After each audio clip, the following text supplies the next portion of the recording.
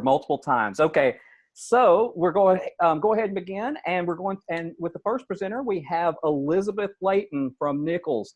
As I was just saying, I'm really excited to hear your presentation on being an esports coach. Your presentation is called "Going Beyond the Call of Duty: Engaging Students as an Esports Coach." Thank you, Elizabeth. Thank you so much. I'm going to share the screen, and I cut my video off hoping that it will, the internet will cooperate. Let's see here. Did that do okay? Can everybody see my screen? Yeah. Oh, it looks great. Yes. Let me hit present. Okay, so going beyond the Call of Duty. The reason that I kind of titled that is there are a wide range of esports leagues and things like that. We're talking about starting intramurals, all kinds of directions, but Call of Duty is kind of where they started me on and where they wanted us to focus on for now. So let's see here. So what is esports? By definition, it's a multiplayer video game played competitively for spectators and typically by professional gamers. Even though there are amateur leagues, collegiate leagues, intramurals where faculty and staff compete, there's all kinds of different ways that esports reaches their community. I am going to talk some about esports, but also some about the streamers, the people that are the influencers for the community, and the people that are influencing our students to become esports players. Is it really that popular? Well, in 2020 alone, they're projecting that $1.1 billion in revenue, which includes sponsorship to the streamers and the esports, the merchandise, and the ticket sales, just alone. I would say that that is almost comparative or competitive with regular sports teams.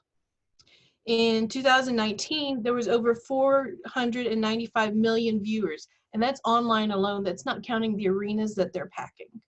And COVID is predicting that these are going to double these numbers simply because people have been stuck inside with quarantine. A lot of people are watching Twitch. I know that some of my favorite streamers who are competing in tournaments, they're pulling in sometimes 100,000 views or 50,000 views of people just sitting in there watching a person playing a video game. Some of the competitive titles we include Super Smash Brothers, Mortal Kombat, even Tetris, Call of Duty, and League of Legends. And I'm sure everybody's heard of Fortnite. And so there's something for everybody. Anybody could participate in video games, whether it's from the coding and the creating of the video game, all the way to we have casters who are announcers. And so there's such a broad spectrum of ways that people can get involved. And that's one of the reasons that I love being involved with esports is it's kind of something for everybody. Let's see. And I just wanted to show these two pictures. So these are two different competitions. The one on the right, I believe, is League of Legends. And I think the one on the left it could be Fortnite or Call of Duty. But they're packing stadiums. I've been to the esports arena that was in Las Vegas that they built in the MGM studio or the MGM Grand. And it's massive. There's the lights, they're serving food there. There's people being able to come and play with their favorite streamers or being able to compete in esports or watching their favorite streamers compete. I keep repeating and calling some of them streamers because that's what they do. They're content creators that are on Twitch. Is it twitch.tv? Where they showcase the work that they do, or they play the video games, or they show the techniques, or they show the way that they scrimmage, or they stream their tournaments live for anybody to be able to view, and it's free to watch, which I think is why it's ideal for college students. It's ideal for anybody because there's not the financial gap like there is with regular sports where you're having to pay $400 for a ticket, or you're having to pay for ESPN, or you're having to pay to be able to access these regular features. With e-gaming, esports, you can click into YouTube and watch the Call of Duty tournaments live for free. And you get the casters, you get the audience, you get the full experience. So why me?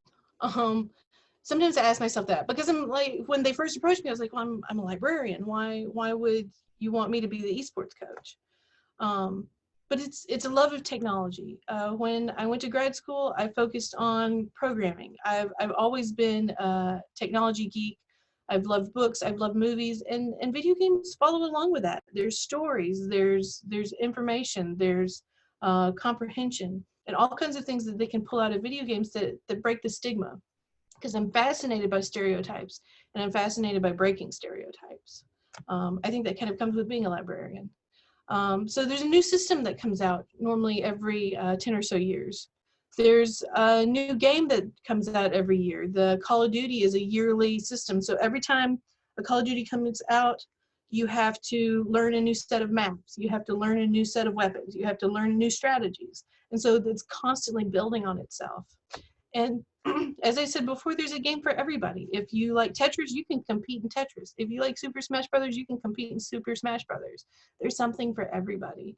And even if you're not interested in gaming itself, watching the skill set and the reaction time and the hand-eye coordination is just out of this world.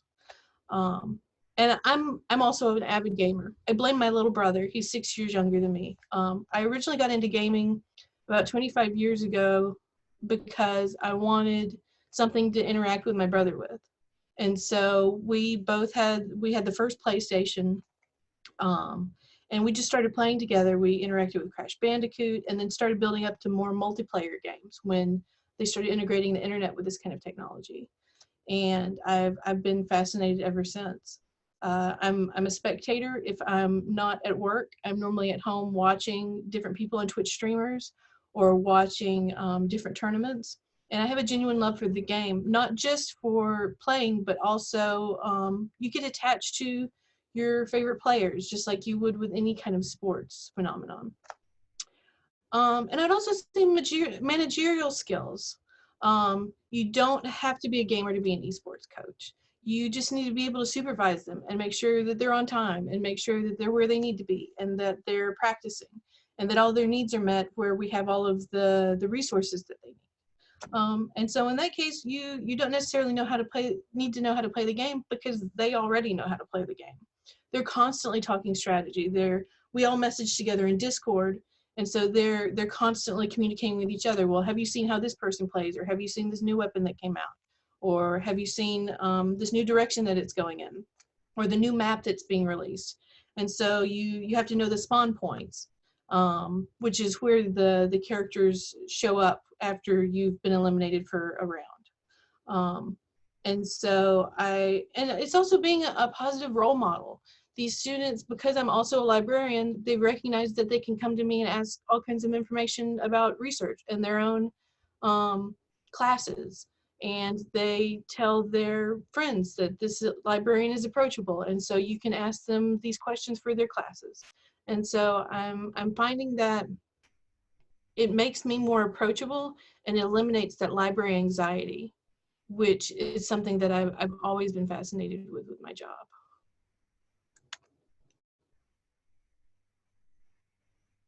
So how did it all start? There is a wonderful individual. Her name is Sabrina Laurent. She is the director of the Student Life and Recreation, I believe is her title.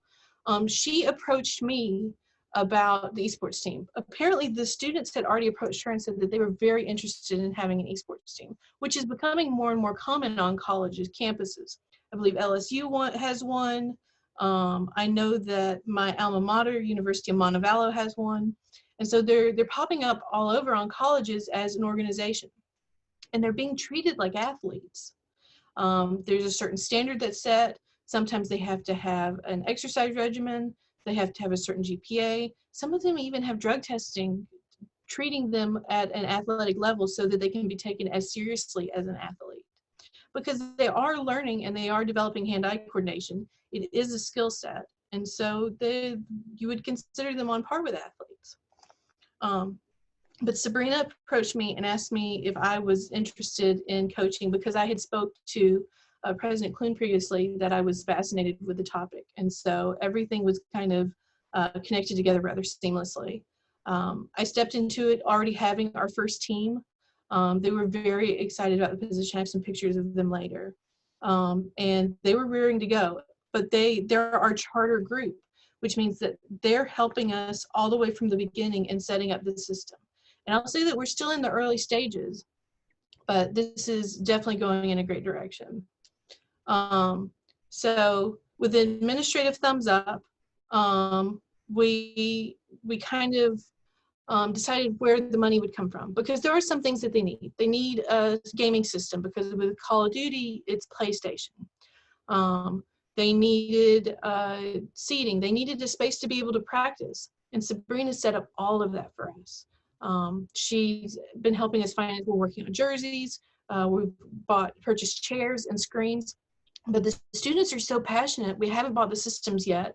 And they're using their own to practice. They bring them into the practice area before COVID. And so they're very eager to interact and to start this and to be the charter group and to really get involved and get the campus and the community involved. And then we also have weekly practice. We've set our standards and we're creating trust. I cannot tell you the warm fuzzies that exist the first time that they call you coach. It's incomparable, because I am an advisor of it. But it's where they begin to trust you and they begin to listen to you, and they begin to build this bond where it's just like any kind of athletics. And these are my team. The photo on the left is actually the first practice that we ever had together as we set it up. And this is where we started from. We were sitting in the rec center in a room where they normally have classes. Sabrina had made sure that we had the best internet, that we could hardwire everything. They brought their own screens, their own systems. And then from here, because this was our first practice, this is where we are now. We've got some really comfortable chairs for them.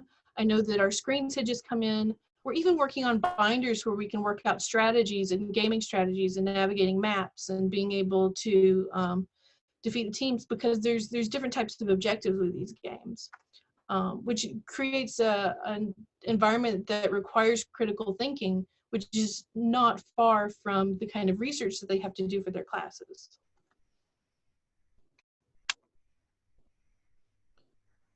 So why does this belong on a campus?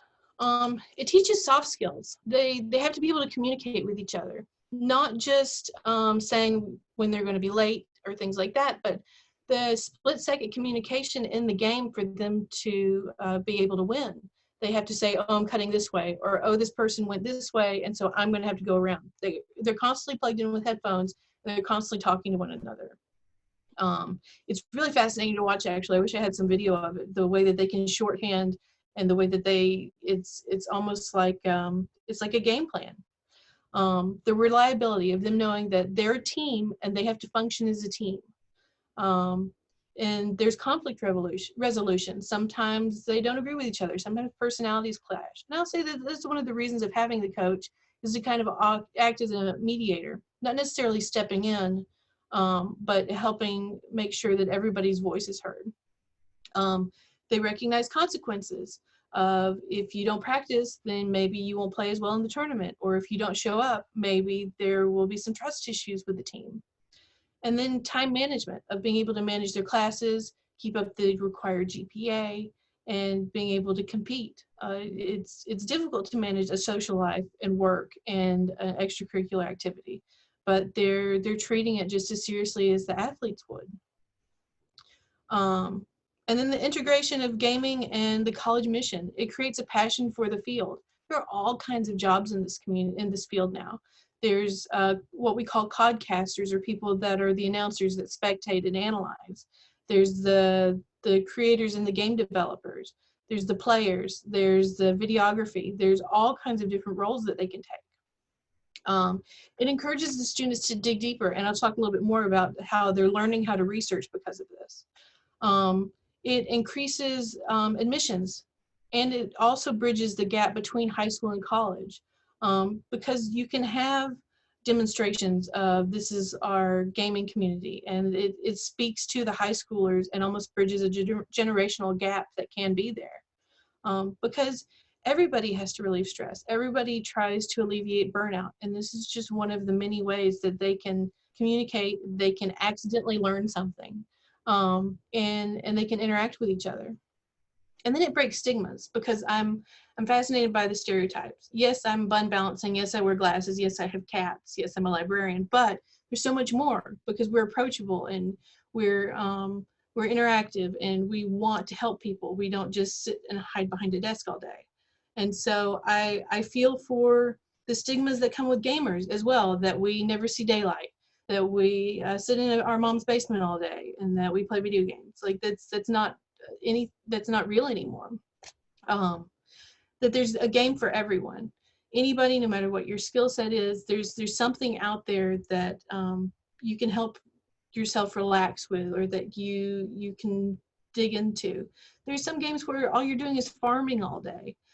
There's games where you play as a goat and you just walk around town. There's something for everybody. And there's no barriers. This is a completely co-ed sport.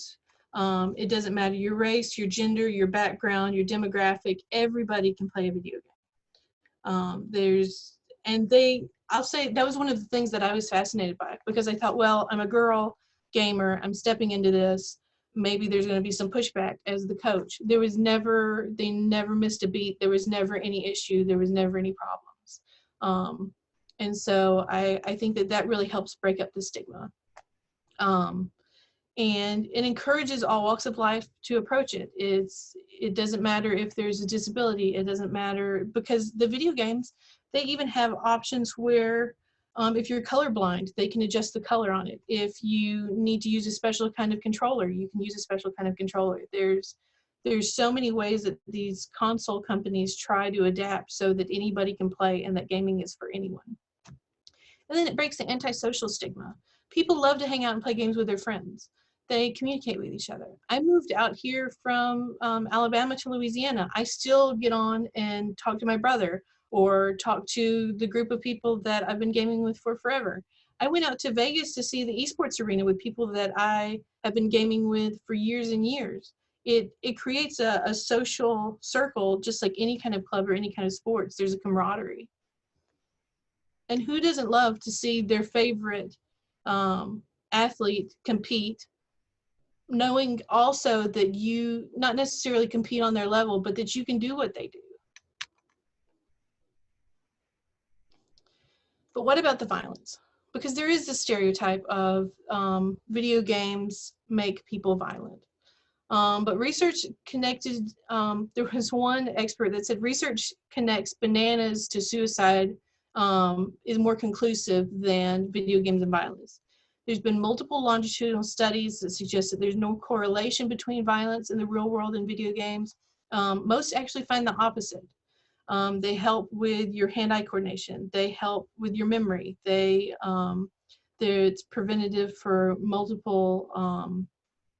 it's preventative for anxiety. And there's some research that has even said that, because we are a veteran campus, it helps with PTSD, and it helps vets kind of come to terms with things, even if they're not playing necessarily a high-stress video game.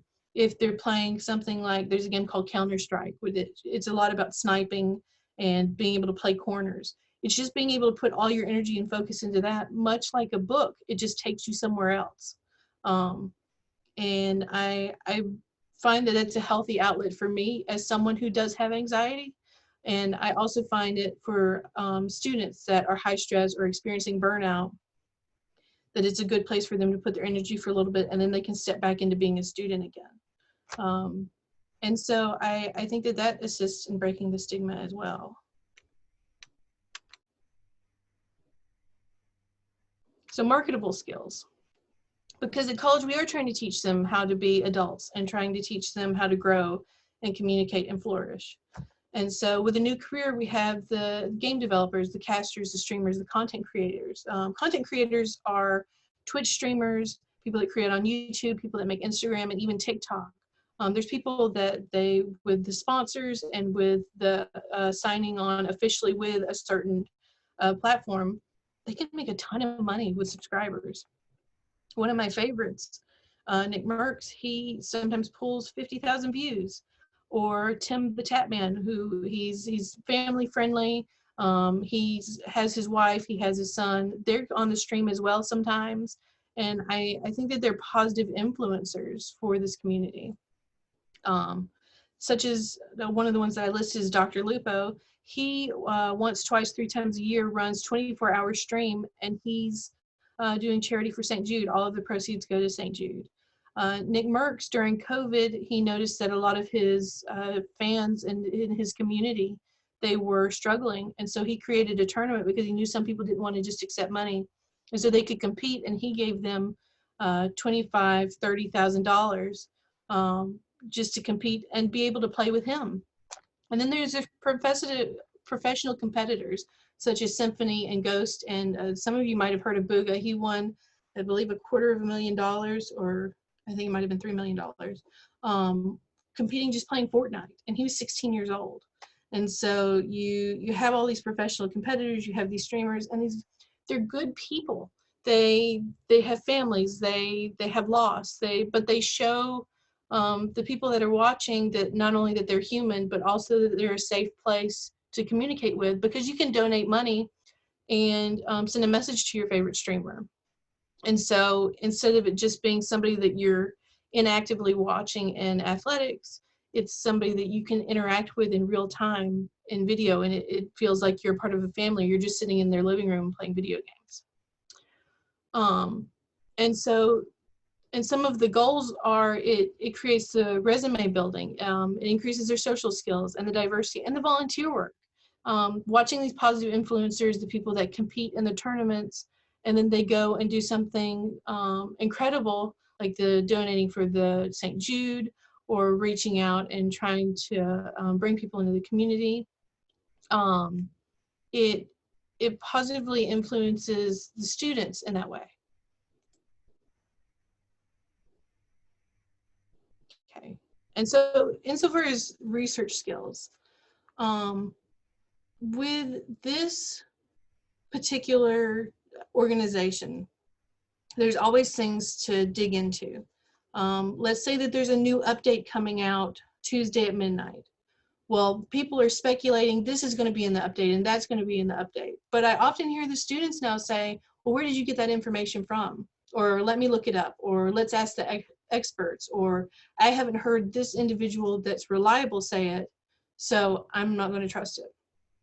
And so they're learning to do that with fake news and with media bias, and have a digital information fluency. And it also teaches them how to strategize. Well, you research this, and we're going to go in this direction with this. It has it where they're interacting with each other, they're collaborating, and they're researching together to be able to get the full pieces of the puzzle, which is fascinating to watch on their own. But they also sometimes look to me for the research steps, which I love showing. Teaching them, yes, this is your topic, but if you find more information, you may have to change your topic because it may not be true. Or maybe these aren't the statistics that they had. It doesn't really match what you had in your head. What direction do you want to go in? Or the strategy doesn't really work because there's this new thing that the streamer is doing. So what direction would you like to go in? Or would you like to try something different entirely? And it creates a positive view of the library. It breaks the stereotype of the librarian. It brings their friends involved. They're telling their friends constantly that they want to interact with us, or that they want to go to events. Them being present at our events, because a couple of them, I believe, are in a fraternity.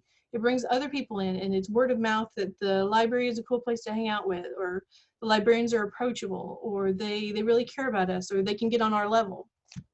And so in that way, they're also ambassadors for the library, which, as somebody that's always fascinated by the way the library is perceived and the way that the library is changing through the years, I love seeing students talk about the library on their own without me ever stepping into a classroom.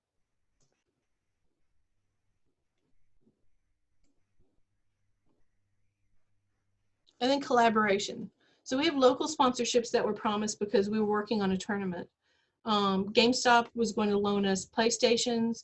Local public libraries were willing to let us advertise, community centers, and Dell and Sony offer grants to be able to start up an esports team.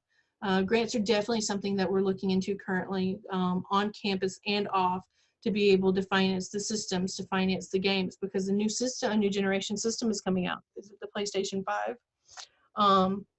And so those are things to look into. We could not have done this without the Recreation Center. They provided the space, they provided the funding, they assisted with the chairs, the systems, and we're working on the jerseys, which is another thing that the students are involved in, almost like they're starting their own business. And so they're learning about merchandising, they're learning about marketing, they're learning about trademarks and decals and copyright, and all important things that they need in their research and one day possibly in whatever career they want to go into. And then the Computer and Informations Club, they're assisting with creating the tournament. They're helping us with choosing the equipment. We'll send them sometimes say, well, is this a good modem, or is this a good PlayStation, or should we get the PlayStation Pro? And then they also assisting with promotions of this information. When we set up social media, they're going to assist us with the social media. They're helping us with the brackets and creating the tournaments. They've been very hands-on, and they even help us with communication. If we want to talk to another esports team or another coach, they reach out and start the conversations for us, which is great. And then future goals. Before COVID, we were planning a tournament, and because we wanted to have our team B, we have team A, and we were going to have one in person, and then everything shut down. But with Twitch streaming and YouTube and everything else, we could have everybody compete in the tournament from the comfort of their own dorm or the comfort of their own home. That happens very frequently on Twitch. And so we may be projecting to have our first tournament soon, and we may just stream it where anybody could view it. We would love to have a gaming center where it's a positive place for students to hang out, a positive place for students to learn about gaming, and for it kind of be a third place for them to be able to chill. And then we definitely want to lean into social media. We want to create social media accounts, possibly Twitch, or maybe a YouTube to show the highlights of all the cool stuff that our team can do, and work on creating an identity on campus. So, but thank you so much. I really appreciate you guys listening and sharing about this experience. Thank you so much, Elizabeth. That was really helpful for me. As I mentioned to you before we started, this is a really, really new world and for me, and I really appreciate your making it both accessible, and more than that, this really sounded exciting and fun thing, a kind of fun thing to share with your students. So thank you so much for presenting on that topic.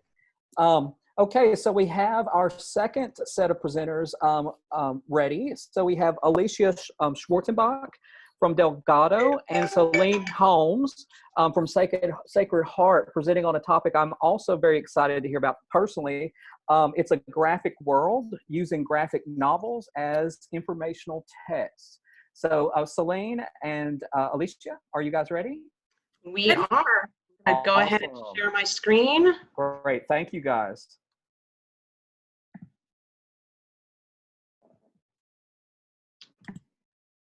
All right, so welcome to our graphic world as we explore and discuss what kinds of informational comics and graphic novels are available, what are some good resources to find them, and how can graphic novels be used and taught in the classroom and outside of the classroom. So going back in time, obviously there was a need for people to express themselves, and through imagery, what you're seeing on screen is the caves of Lascaux, and they were discovered in 1940. They were just pictures, but they also, historians believe that these images were used to tell a story or convey a message. And actually also it has even been described as the first sequential art, which that is a term in that you will find when you are talking about graphic novels, comics, graphic works, that it's a sequential art story. although, you know, there are individual comics, what the focus of the graphic art world is now is it's telling a story sequentially. Also, hieroglyphics came along, and that was a combination of putting together the art and later with symbols, that these pictographs were to be a multimodal telling of a story and writing. So these pictographs actually represented sounds and language.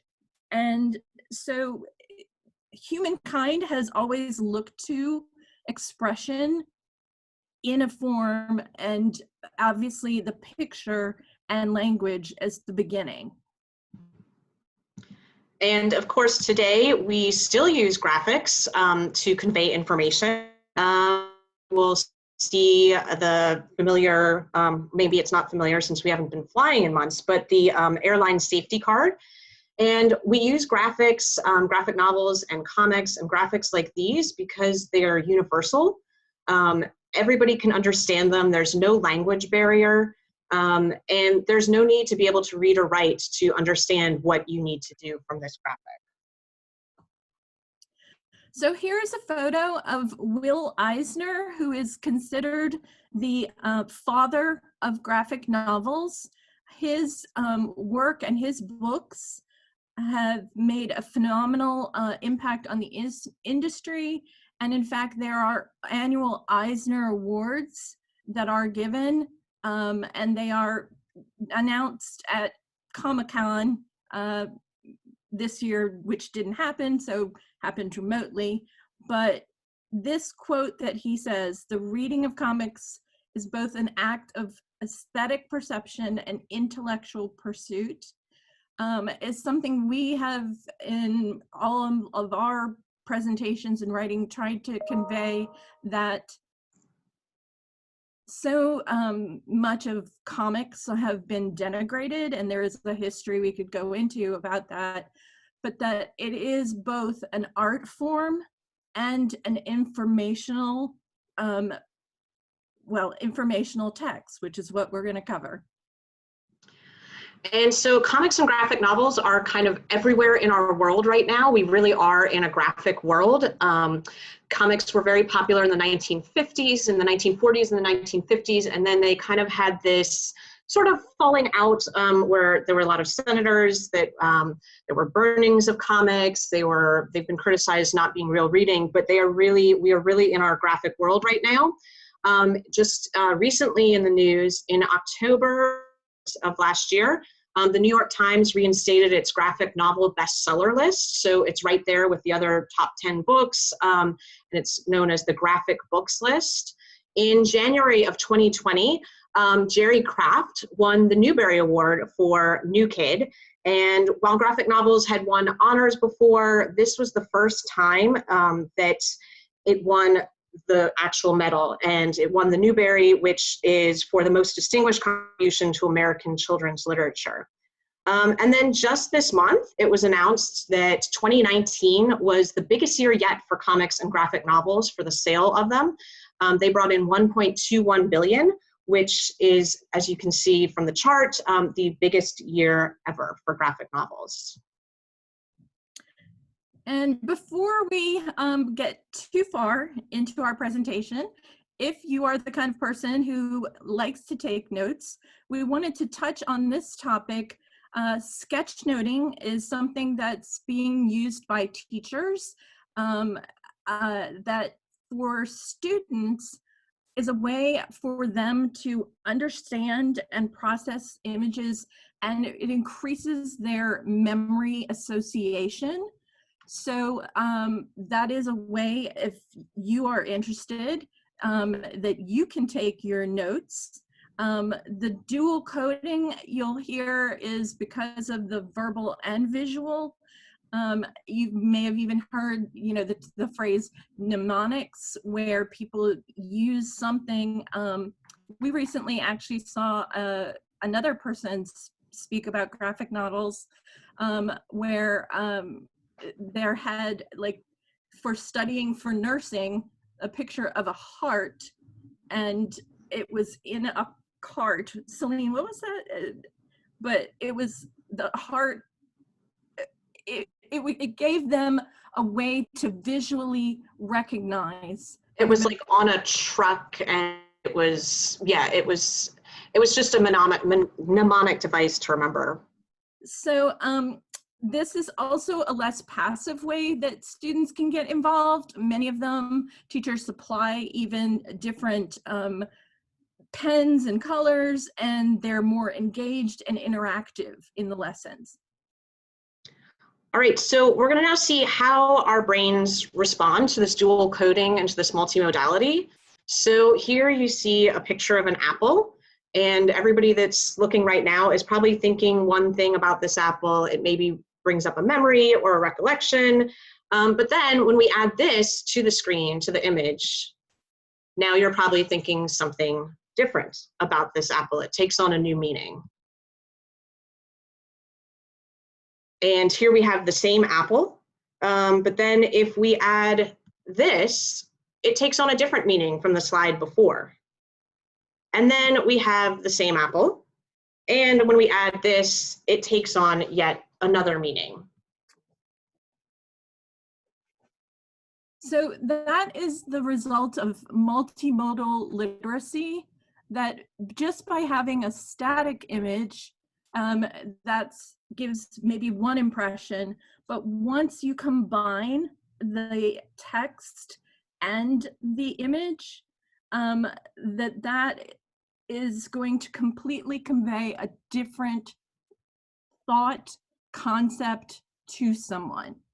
So what you might hear is, like we said, about multimodality. It doesn't have to just be text and image. There, you can call, like, going to the ballet. That's a combination of a visual and audio. You'll hear that this is more being used in teaching, but especially for graphic novels. I'm not sure that you can see at the very bottom, when you're reading graphic novels, you know,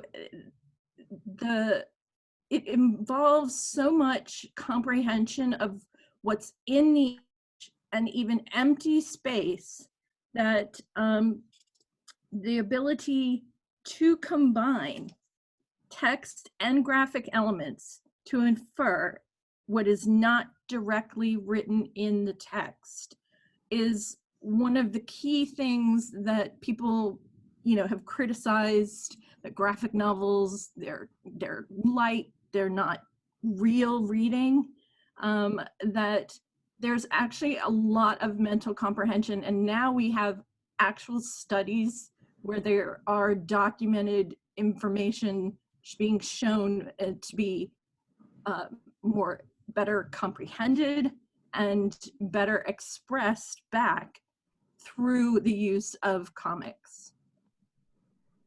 And so here we have graphic novelist David Small, author of Stitches, a memoir, and Home After Dark. And I'm just going to read one of the quotes that he said to describe the multimodality. He says, "As an illustrator of picture books, I know that the text is there to tell what the pictures can't, and vice versa. They augment one another. Using both words and pictures, it's possible to tell two concurrent stories, which are like two rivers of oil of different viscosities, flowing along at the same rate and in the same direction, but which never really mix." So this idea that you're reading the text, you're also looking at the pictures, and you're doing it at the same time, and that is multimodality. Now, we do recommend for anyone who has not taught, instructed people for graphic novels in a classroom setting to do a basic course of information, so that they are familiar with first just the layout and how you're reading.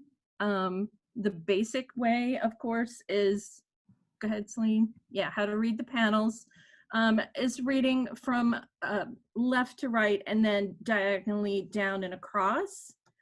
That is the standard method, but the artistic expression that has grown out of what is being done in graphic novels makes it, you can see a lot more complexity now in these panels and panel arrays. How you can tell narrative from dialogue. You have things that you will see that it's actually done in a different text or font style, and the boxes that are used for it are a different shape. So you can see some speech bubbles that you would see, or you would see text that's describing the, like the narrator, the setting, the information. The gutter, are we getting there? Sorry, there. Okay, so we're in the gutter. Join us there. That is actually one of the most important things to talk about with your students, because that is where the in-between space between panels, where they have to infer the information that has occurred. And we have a great example that's coming up. Right now, we're going to just talk about, we mentioned Will Eisner and his seminal books. What he often emphasized is the idea of framing. How are you going to frame this person or object or thing? How are you going to summarize and tell a story? This is another, Scott McCloud is another major figure in the study of graphic novels. And if you'll see right up here, there's this multitude of panels telling a huge story, and there's a lot of conversation in it, whereas then he tells the story in 4 panels. So it's also a very good way, if you are having your students work on things, how to summarize something, summarize an event. How and what do you feel is the most important visual imagery in which to convey it? I don't want to get ahead of myself, but one of the things that we talk about is, and Jean Lang has said, you're being a director. And so for those students, especially visual learners, how you interpret and what you see takes a lot of forethought and design. Go ahead. And so the other thing you want to talk about, when Alicia was talking about the importance of the gutter is so important for closure. So here's the panel, and closure is what the reader does with their imagination when they're filling in that gutter between the 2 panels, between the monster saying, "Now you die," and then you hear the blood-curdling scream, "Yeah!" The reader has to fill in what happened. And that makes the reading of the novel more interactive. It causes the reader to think more deeply. It causes active reading. Also helps to build emotions. And go back one sec. Sorry, that's okay. The other thing is prediction and predictive text and foreshadowing. Those are all things that you would talk about when you were teaching for a typical prose text, and it is the same thing that you can use. I mean, you assume the standard would be that the monster kills this man, but then what if? What if someone else came along who had a gun, or somebody, he got a hold of the axe? So there are ways that you can use this in teaching to teach the basic also concepts that you would find in other literacy courses.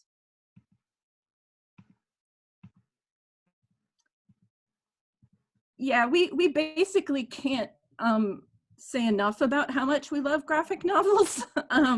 There's so many different reasons. A lot of the things is that kids love them, and not only kids, adults love them.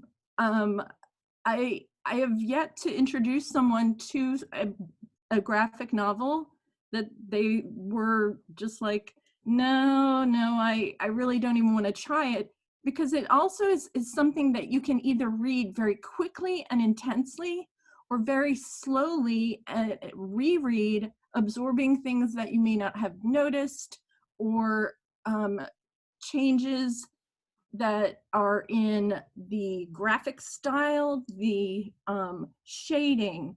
There's just so much in it that the benefits really need to be conveyed to teachers, how much can be done with this. And so as we were talking about, graphic novels and comics are all around our world now. And one of the ways that they've been used most recently is in the medical field, which actually surprised me. There is a whole field of study called graphic medicine, and it's used to educate medical students. It's used for informed consent. It's also used, similar to the informed consent, to educate the patients and to help patients cope. There's an annual Comics and Graphic Medicine Conference. It was supposed to be in Toronto this past year. There's a whole YouTube channel on graphic medicine, and there's also a website called graphicmedicine.org, and they have daily webcomics up. Different people and doctors post to that site, and it's a really great resource because medicine itself is, and in using a comic or a graphic novel to help tell the story, it also helps to build empathy in the reader or the practitioner. So yes, medical graphics is a huge field that we feel like is sort of almost unknown, and it has been, as she hit on in several points, used to actually teach the medical students. And keep going, Soline. Yeah, there's med ethics.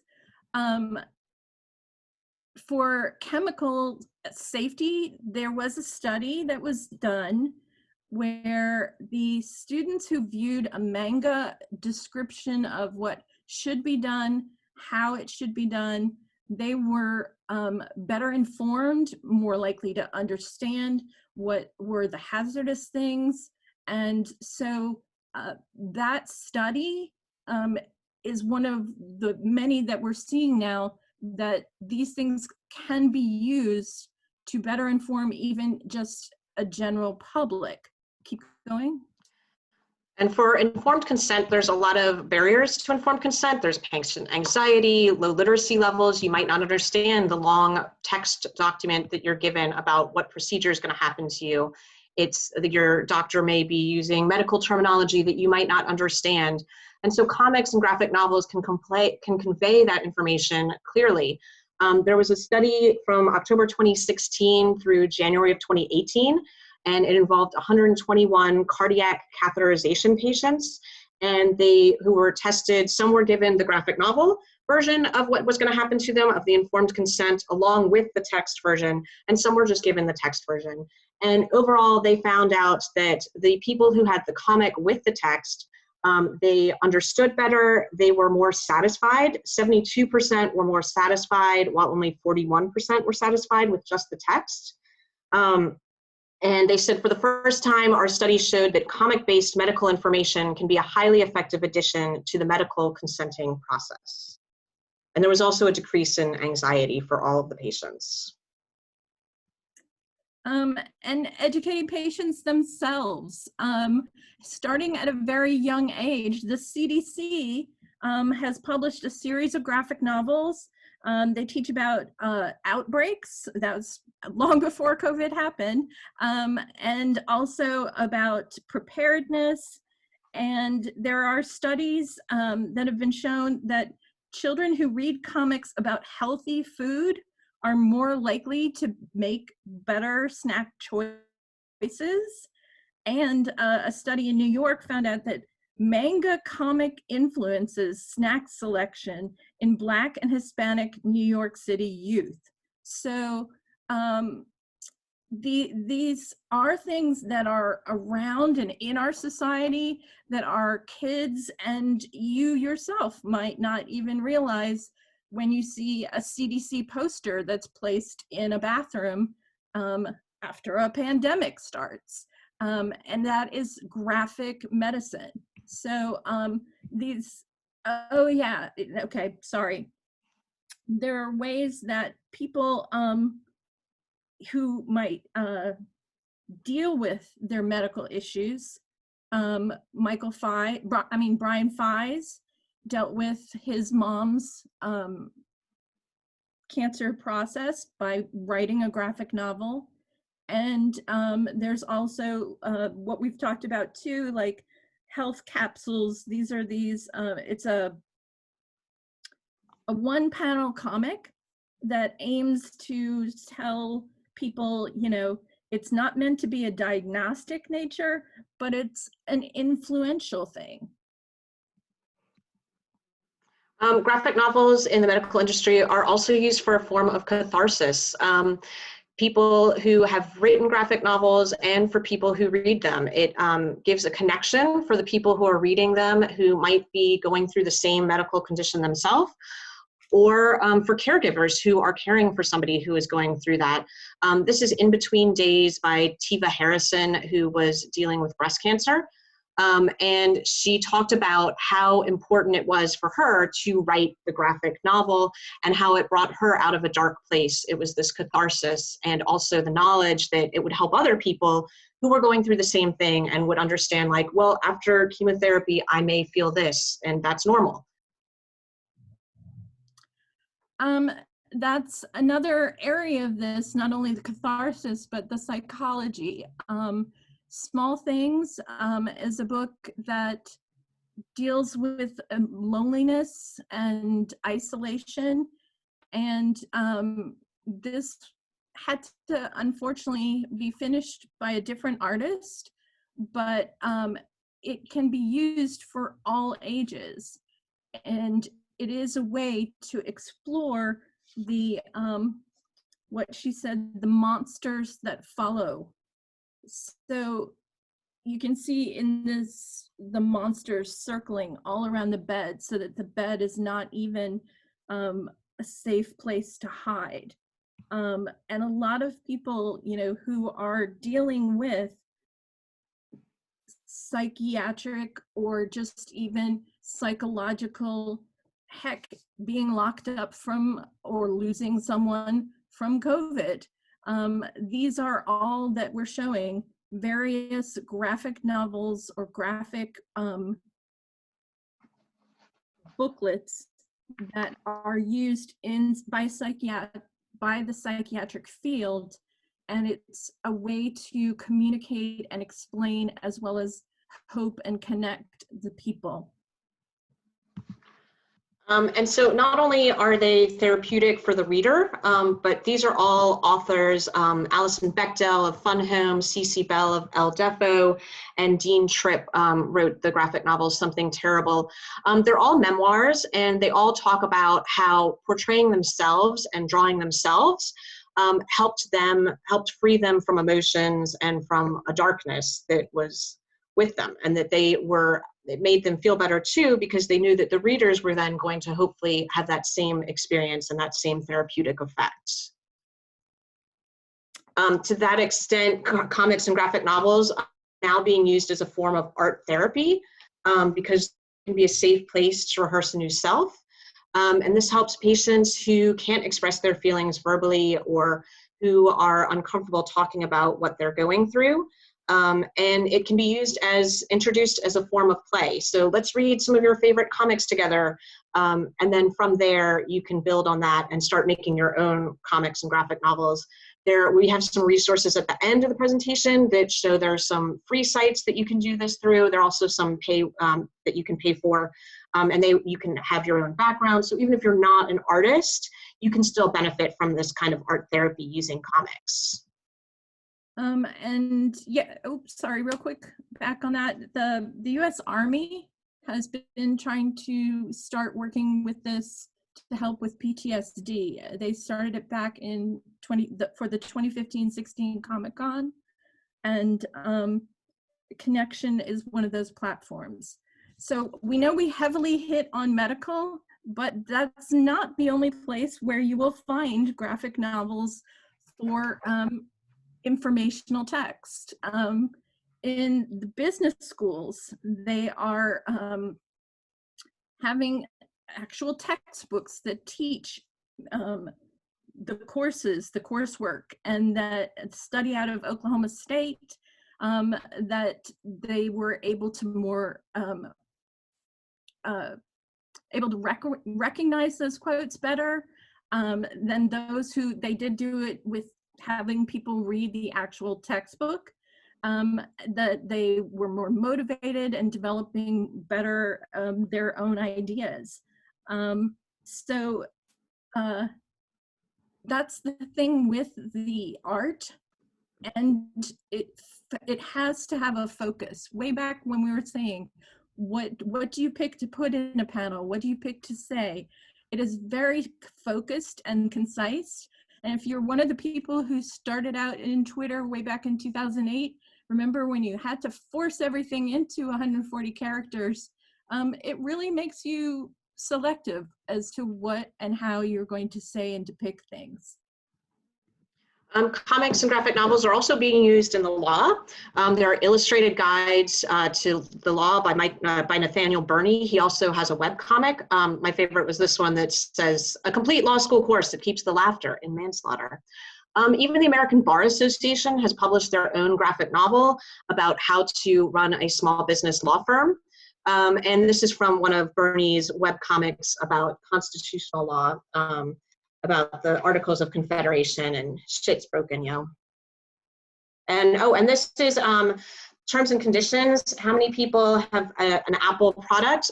This is for the iPod, is the terms and conditions in a graphic novel comic book format, word for word, with different characters. Steve Jobs is there, but you also have some different superhero characters making entrances to interpret the terms and conditions for you.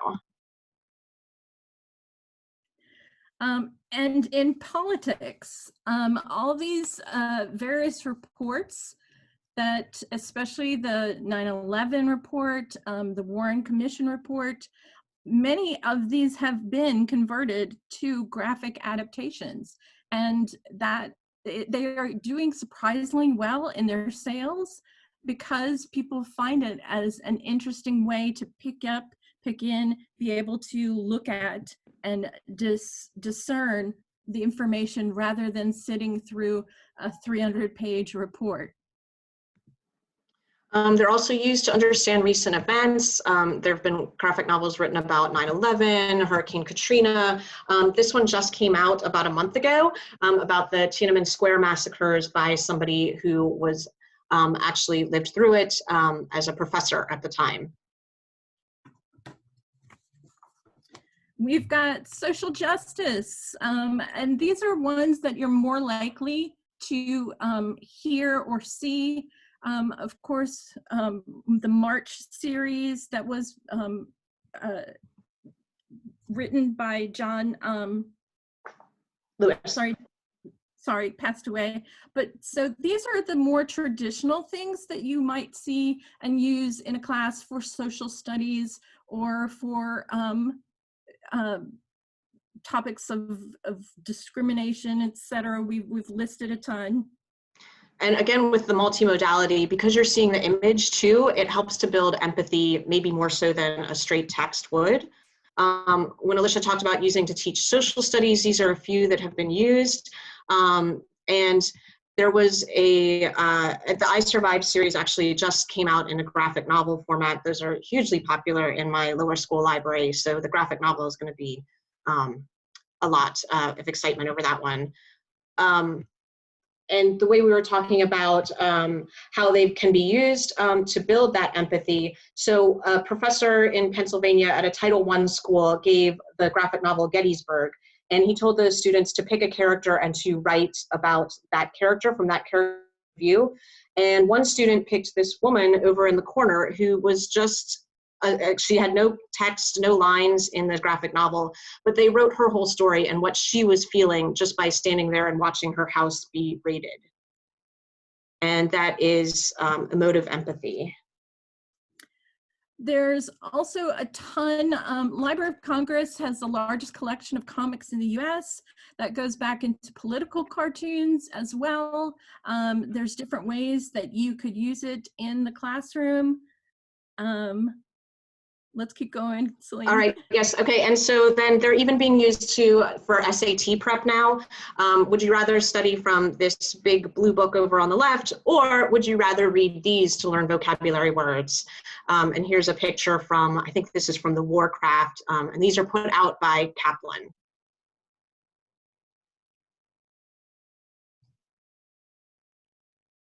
Just a very sampling basic of just nonfiction, which is something that a lot of adults are more interested in, but can be taught at any level. And for all of our librarians, one of my favorites, Information Now, the graphic guide to student research, which is a graphic novel version of information literacy. And so here are some of our resources that we were talking about, places to find graphic novels to use as informational texts, and also down below that are resources to create your own graphic novel or to use them with students to create them. Sus, fake. As a graphic novel. That's great. Thank you so much, Alicia and Soline, for that presentation. Similar to Elizabeth, I feel really engaged by this, and by that I really think these were both fun presentations, but also you guys gave me so much to really think about. So it really makes me think about how I process information and how I can plug in with a lot of this. Also, thank you for some amazing quotable phrases. I really want to use the importance of the gutter as much and as possible. You gotta live in the gutter. The best things happen in the gutter. In the gutter. I've always lived in the gutter, so I'm really glad to know that it's important, and I'm going to tell others now. So thank you so much. No, really, that was a wonderful presentation, and I know that we have 4 questions in the chat. So I know that I'm going to turn it over to Angie, but if people have other questions that you would like to put into the chat, then we'll go ahead and start taking those in queue. Angie? Okay, this is for Elizabeth. Do you see students from different social groups according to what kinds of games they prefer? Sometimes. I'll say that gaming is kind of like any hobby where there's levels to it. Like, I'm a horror movie fan, but I don't think I would subscribe the darkest thing I've ever seen to somebody that's just starting out.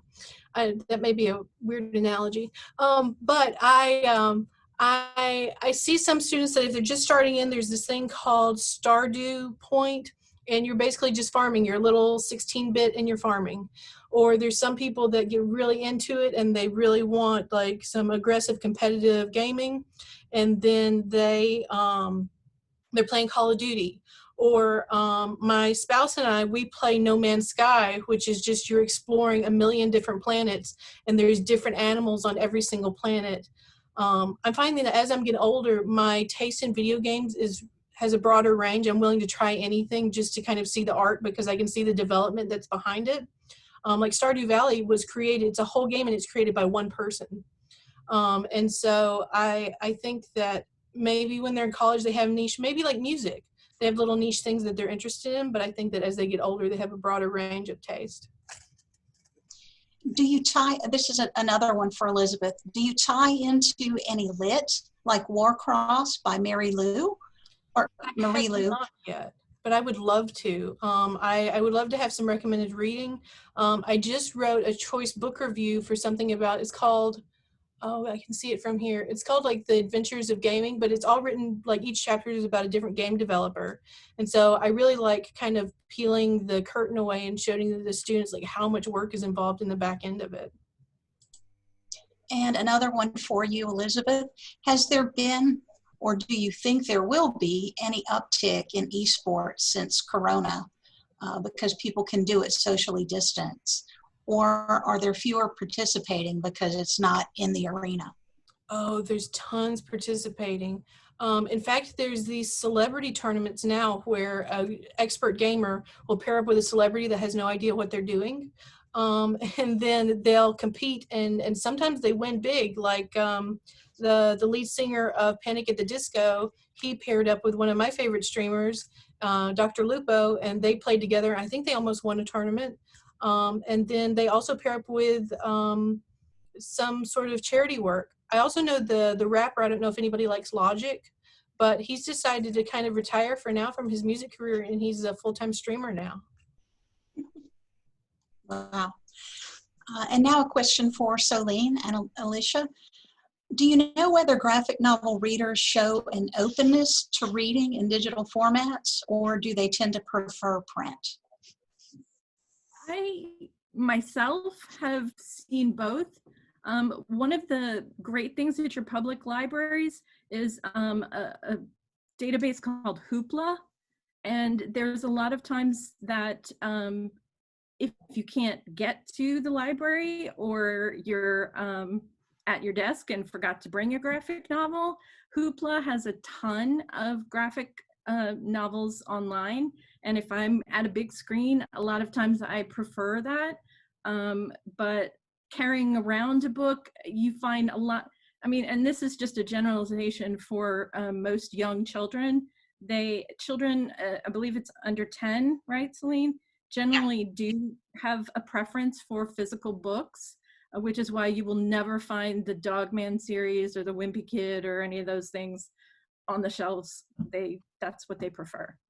Yeah, I'm at an elementary school library, and just across the board for graphic novels and just books in general, they prefer the physical book. Even during the quarantine, I had parents writing me like, we want this book, or what book should we order? And, you know, I would say, do you want the physical book or the ebook? And it was always physical, you know, what's the link where we can buy it, or independent bookstore, which one should we go to? Excellent. But also, like Alicia was saying, novels is you can zoom in to individual panels, so you can see like really cool details, which I only recently got into during quarantine myself. But yes. Excellent. Are there any more questions?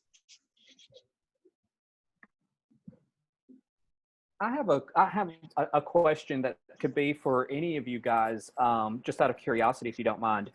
It seems like to me, and please forgive some of my assumptions, because I realized that I didn't know what either of these things really were, esports or graphic novels, until I saw your presentations. I had fairly narrow ideas of what they are. But I have this assumption that fan culture is really important to both. And I wonder if you guys feel like fan culture and some familiarity with it, with the specific genre, or just in general, if that kind of familiarity with fan culture is important to engaging students with these materials. I mean, as far as the graphic novels, it is, you see, you know, one kid is reading Roller Girl, and then everybody wants to read it, and you don't have enough copies of it. So the fan culture does pick up on that. Anything by Dave Pilkey, Captain Underpants, and Dogman has like this cult following, and the kids know when a new one is coming out, and they want you to have it that first day that it's out. And as far as the older readers, we haven't even touched on the fact that there's a whole group of people that are just there for the superheroes, for superhero comics themselves. There's a whole group that are manga and manga alone, which we did. Manga, you can lump them into graphic novels because they are a form of that, but they're their own thing, and it is a very different sort of fans. And there's crossover. There's always crossover. You know, someone who loves superheroes may read you know, my friend Dahmer, which was a graphic novel about somebody who went to high school with Jeffrey Dahmer, the serial killer. So, you know, it's all what interests you, but there are different, yeah, as you said, fandoms who follow and know when the next release date is. I would say I definitely see it with video games. I'm a diehard Spyro and Crash Bandicoot fan from when it first came out. And so anytime I see something familiar like that, I've got to buy it. I've got the stuffed animals. I've got the everything. I'm still the fangirl. With Kingdom Hearts, I see it too. What I'm really fascinated by and would love to write an article about one day is how the fandom is developing. In the 80s and the 90s, you see a lot of gatekeeping where people are like, oh, you're not a real fan because you don't know this, this, and this. Well, there's been this wave of people that are against gatekeeping now. They're like, why are you treating these people like this? If you want to be a casual fan, if you want to be a diehard fan, just be a fan, because the more fans, the more the material is going to keep being outputted. And so I'm really fascinated to kind of see how that develops, as even with this quarantine, because there's people that are having to find entertainment in other ways. And so the video games and the graphic novels, especially the web comics, they're ways to kind of keep people engaged electronically. And so I'm really interested to see the direction that goes in. Thank you, guys. We didn't really cover the younger groups of people, but we did actually, Soline and I were interviewed in an article in this month's, the July Book Links addendum guide to graphic novels. And in it, again, we touch upon ways to teach, how to teach, and in which disciplines. But that's for youngers. Yeah, and we do mention, I'm looking at Caitlin's chat, we do mention a couple of the graphic novels that you've listed there too. Those are some awesome ones. Yeah, Gareth Hines' Odyssey, anything by Gareth Hines, I just adore. So. Okay, are there any other questions? Did we get all our questions from the chat, Angie? Okay, awesome, thank you. I wanted, I guess if we don't have any other questions, I want to thank you guys. We'll go ahead and wrap up. Thank you to Elizabeth and to Soline and Alicia for your presentations today. I kind of jokingly said at the beginning of that I was gonna spend the afternoon signing up, or trying to find, listen, signing up is probably not what I need to say. Finding some kind of gaming and maybe ordering a graphic novel to read at home. I think this has been a really engaging, and by that I mean really thought-provoking set of presentations. It really makes me think creatively about what I might be able to do myself. So I really do thank all three of you for presenting today. Also, so for everyone that there is, Angie just posted in I think there's a survey in the chat, so for you to give feedback on today's presentations. Also, please look for an email following our whole conference, where some of the materials or the videos for these presentations will later be available. Since there are no other questions, then we'll go ahead and close out today. Thank you everybody for attending, and everyone be safe and happy and engaged. Great day. Thanks, y'all. We'll see you tomorrow. Thank you.